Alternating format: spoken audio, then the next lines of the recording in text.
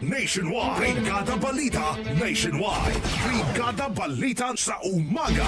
Hinihintay ngayon ng Office of the Civil Defense ang tugon ng Philippine Space Agency o PhilSA kaugnay sa narinig na malakas na pagsabog at mga nakitang guhit sa langit dyan po sa Palawan.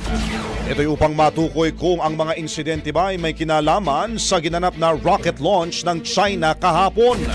Kaugnay ho niyan, sinabi ho ng PhilSA na patuloy umano ang pangangalap nila ng impormasyon kaugnay dito sa pamamagitan ng pagsasagawa ng beripikasyon ng technical group ng ahensya. Samantala, pinaiiwas naman ng OCD ang mga residente sa Palawan sa mga lugar na pwedeng bagsakan ng mga debris upang matiyak ang kanilang kaligtasan.